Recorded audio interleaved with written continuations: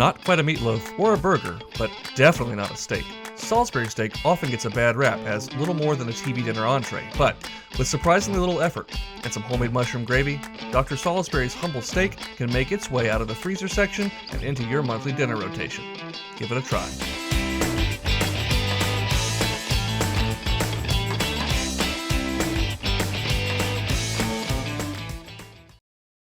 To begin, we'll need to make a panade or a moistened breadcrumb mixture. So I'm going to put about a half a cup of breadcrumbs, you could use Italian, plain, or even panko, into a bowl. And then we're going to take one large white onion, save half of that for our mushroom and onion gravy, and go ahead and peel the other half.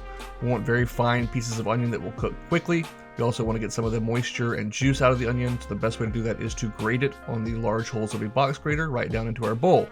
Add in a couple tablespoons of ketchup, followed by a couple tablespoons of Dijon mustard. All the ingredients and instructions will be down below, by the way, as well as on the website. We'll add in about a tablespoon of Worcestershire sauce, and then a teaspoon of beef base. You could also crumble up a beef bouillon cube, that would work just as well. Finally, for binding, we're going to add one whole egg, get that down into our bowl, and one crushed clove of garlic. Alternatively, you could just use about a teaspoon of garlic powder if you prefer. Go ahead and mix all of that until it is thoroughly combined and those breadcrumbs are nice and moist. And now we'll need to bring on the meat for our steak. I'm using a relatively lean 85-15 ground round for this, about 1 pound. And we're going to thoroughly combine that with our breadcrumb mixture, making sure to season it with salt and pepper. My final secret weapon to this mixture is about 3 ounces of chopped cremini mushrooms, the same ones that are going to go into our gravy, but they have a lot of moisture in them and they're going to make sure that our Salisbury steaks are super moist and tender once they're done cooking. Go ahead and mix all that and set it in the fridge to rest. You can leave this up to overnight, but when you are ready to make your steaks, go ahead and moisten your fingers with a little bit of cool water and form your steaks into small ovals and press them out into patties. You're looking for about 3 to 4 ounces each. You should get 5 to 6 steaks out of this 1 pound of ground beef. When you're ready to cook them, add 1 to 2 tablespoons of olive oil to a large skillet. Cast iron or non-stick would be best, and place in your steaks, being sure not to overcrowd the pan. You may have to work in batches as I did here. While your steaks cook, we're going to give them about 4 to 5 minutes on that first side. You can go ahead and begin to slice your cremini mushrooms, which we'll be using for our gravy. You want to get those woody stems off and then just slice them into bite-sized pieces. Now, of course, my induction burner is too small for my cast iron skillet, so these are going to get a little bit of an uneven color on them, but they're going to finish cooking in the sauce, so I'm not terribly worried about it. About 5 to 6 minutes aside just to get a little color, and then pull them out and let them rest. If you are having to work in batches, here's where you would cook your remaining Salisbury steaks, or I should say go ahead and brown them. Once that's done, we can turn our attention to our gravy.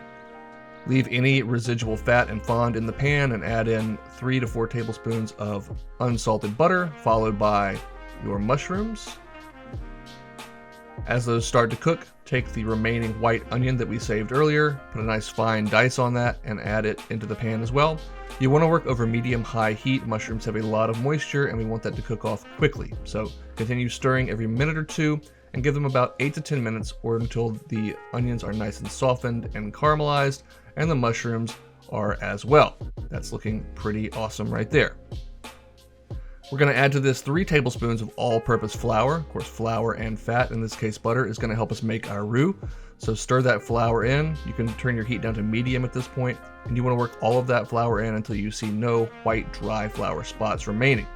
At that point, you can add in 1 cup of beef broth and stir everything to start to form our gravy. Make sure to try and scrape up any bits from the bottom and squash any lumps. If you have a nice hot roux and room temperature or cold stock, then this will be lump free. Go ahead and add in a 2nd cup, stir everything around, keep scraping and stirring, and finally we can add a final cup, making 3 cups total for our gravy.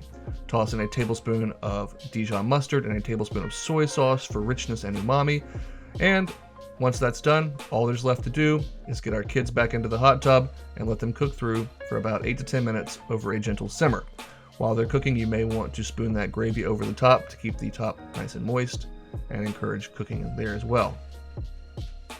So, I'm plating this up next to some steamed green beans and plain Jane mashed potatoes, which we've made 3 or 4 times already on this channel, so I didn't bother to go through all those instructions, but I will drop a link down below to a great mashed potato recipe, or you can pick one of the others that we've made on the channel before, or just make one of your own.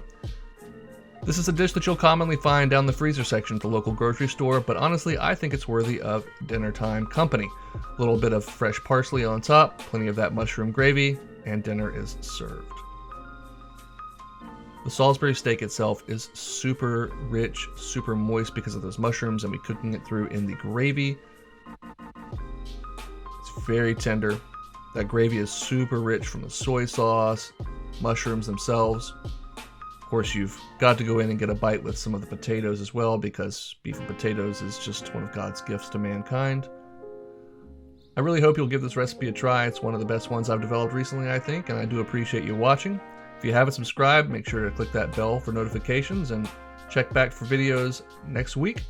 Always eat your greens and always go make something delicious, like this.